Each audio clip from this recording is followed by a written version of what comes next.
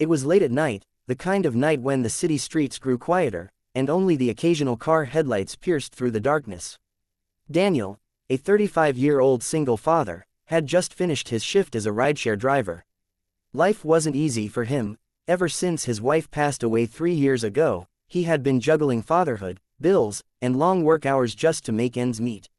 His daughter Lily, only 7 years old, was the light of his world. Everything he did was for her, every extra shift, every sleepless night, every small sacrifice. That night, Daniel had promised himself that the last ride would be his final one before heading home. He was exhausted, but when the notification popped up on his phone, showing a premium fare, he hesitated. Rent was due soon, and Lily needed new school supplies. With a sigh, he accepted. When he pulled up to the high-end hotel entrance, the valet rushed to help a woman who was clearly unsteady on her feet. She was stunning, dressed in a designer gown, heels in her hand, her hair slightly messy as if she had just come from a gala. Daniel stepped out of the car to open the door for her, and the smell of expensive perfume mixed with alcohol filled the air. "Where to?" he asked gently as she slid into the backseat. Her speech was slightly slurred, but her tone carried authority. "Take me home. The penthouse. 72nd floor. You'll see the address there." Daniel glanced at her in the rearview mirror. Even in her drunken state, she looked elegant, almost untouchable. She wasn't the type of passenger he usually got. As the car moved through the city lights, she mumbled things to herself, complaints about business meetings, about people pretending to care, about loneliness that money couldn't cure. Daniel drove silently, respecting her privacy, though part of him couldn't help but feel a flicker of curiosity. She seemed like a woman who had everything: wealth, beauty, power, yet here she was, alone and drunk, spilling pieces of her heart into the empty night. When they reached her building, the sheer luxury of it was overwhelming. Marble floors, glass walls, and uniformed doormen. She struggled to get out of the car, and Daniel instinctively rushed to help her. She leaned against him, her head briefly resting on his shoulder. "You're kind," she whispered. "Most people just judge." He guided her carefully to the elevator, then hesitated. "Do you have someone upstairs who can help you?" She gave a bitter laugh. "No, always no, just me, always me." Reluctantly, Daniel escorted her to her apartment. The penthouse was breathtaking, floor-to-ceiling windows overlooking the city skyline, modern furniture, art on the walls. But it felt cold, empty, like a museum without life. He helped her to the sofa, fetched her some water, and waited until she seemed stable. Before leaving, she looked up at him with sleepy eyes. "What's your name?" "Daniel." "Thank you, Daniel." Her voice softened as she drifted into sleep. He left quietly, never expecting to see her again. But life had other plans. The next morning, his phone buzzed with an unfamiliar number. It was her. Her name was Amelia Hart, the CEO of a major corporation, a woman whose face sometimes appeared in business magazines. She apologized for the trouble, thanked him for taking care of her, and insisted on meeting him again to properly repay him. Daniel hesitated. He didn't belong in her world.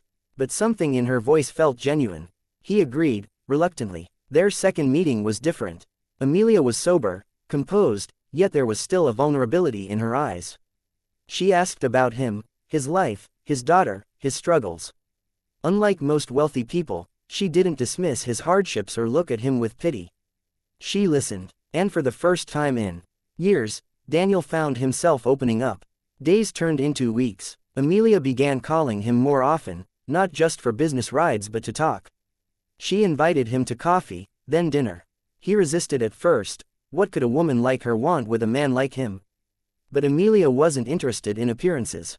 She admired his strength, his devotion to his daughter, his quiet resilience. Lily adored her, too. When Amelia first visited their modest apartment, she knelt down to Lily's level, talked to her like she mattered, and even brought her books and art supplies. Unlike others who treated Lily as a burden or afterthought, Amelia gave her attention and kindness. Slowly, Daniel's walls began to crumble. He wasn't just a driver to her anymore. He became someone she leaned on, someone she trusted, someone who reminded her of the life beyond cold boardrooms and endless wealth. But their growing closeness didn't come without obstacles. People whispered. Some of Amelia's colleagues mocked her, the CEO dating a driver. Her reputation was questioned, her board members frowned upon her choices, and even Daniel wondered if this relationship was fair to her. One evening, As they sat together in his small living room while Lily slept in the other room, Daniel finally said, "Amelia, I don't want to be the reason people look down on you. You deserve someone who belongs in your world." She reached out, holding his hand firmly. "Daniel, don't you see? That world doesn't matter. I've lived it my whole life, and it's empty. You and Lily, you're real. You've shown me more love and honesty than anyone with millions ever has." Her words broke through his fears. He realized she wasn't saving him, she was finding herself through him. Months passed, and what began as a chance encounter grew into a deep bond. Amelia didn't just fall for Daniel, she embraced Lily like her own. She helped Daniel financially, but never in a way that bruised his pride, always with respect, always with love. More importantly, she gave him something he thought he had lost forever: hope.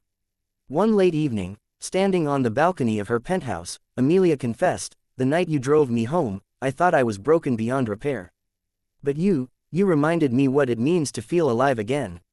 You changed my life, Daniel."